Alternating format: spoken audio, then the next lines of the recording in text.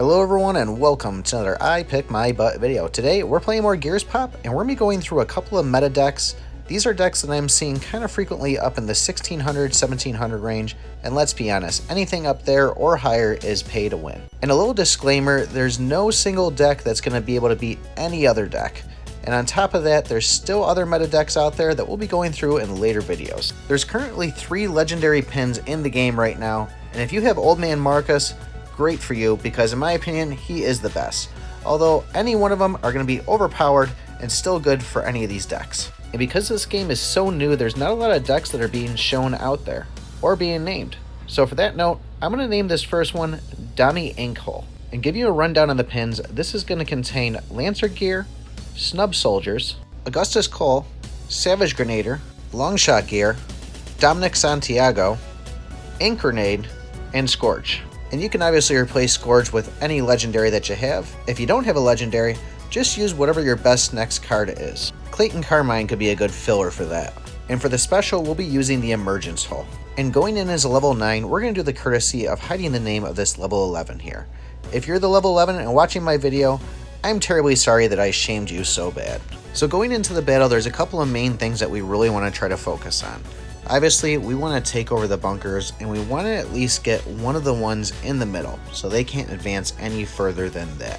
The big things we're going to be focusing on is if they don't have a sniper at all, or any low-level troops that we really need to wipe out with that ink grenade, we're going to wait for our special, and we're going to use that ultimate to take our emergency hull, pop it up next to one of the turrets there, and then throw the ink grenade there to kind of drop any of those low-level troops out of the way. And that'll give time for our wretches to kind of beat at that turret. Now, you can see I just used the ink grenade there. It doesn't always come to that situation, but let me tell you, if you're able to use the emergency hull and the ink grenade, it's an effective way to take down the enemy, and they're going to be trying to drop whatever troops they can to take care of those wrenches, which means we're going to burn up their energy. The other big thing we're going to do here is we're going to be using Dominic Santiago as kind of a slow-moving player, and then we're going to put Scourge behind him. The combination of the two and the special abilities is really going to do a pounding on the enemy. So with switching all these pins around to make these decks, something you're going to want to do is go through those pins and find out which each one is good against and weak against, because it really is going to make the difference. The other thing is just play it out, feel it out, and learn them that way. But really, it's telling you right there in the game what's best and what's not against each pin. The other big thing we need to watch out for is that they don't take that other blue bunker right there. We need to at least be holding one of those lines.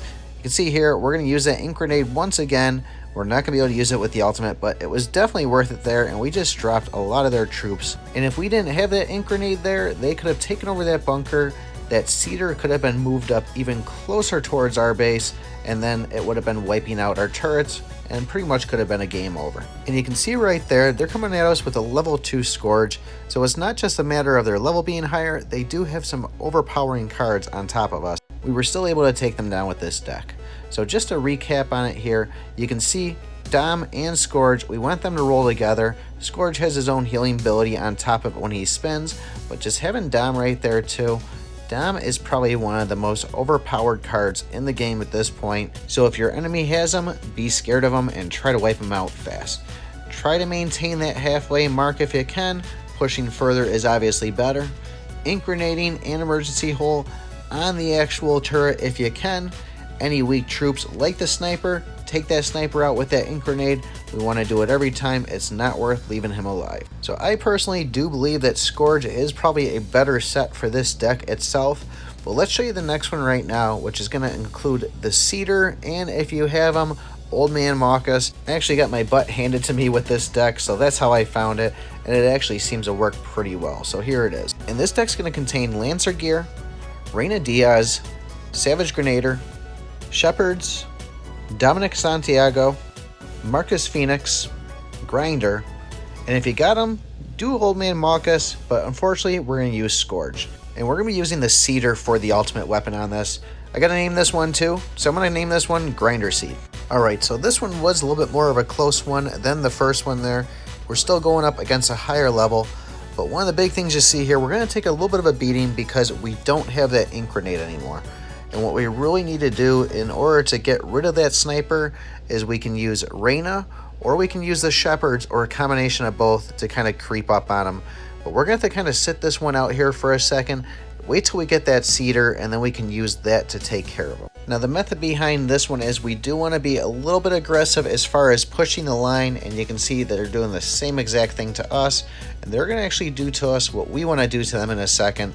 They're going to be able to plant that cedar close enough where it's going to hit our turrets, and we're going to be hurting for it.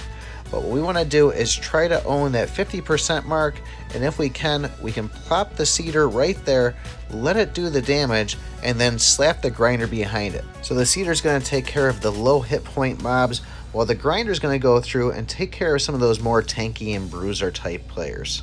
And that's where Old Man Mawkus really does a number on this, where he can roll back and forth and take over those bunkers, really kind of own it. But I'm going to let this kind of play through. You'll kind of see what I do with it. Using the knife, just kind of stacking the troops. I may have gotten a little lucky on it, but this is a solid deck. So let me know in the comments what you guys think. If you found this helpful, don't forget to like, subscribe to the channel, and remember, I pick my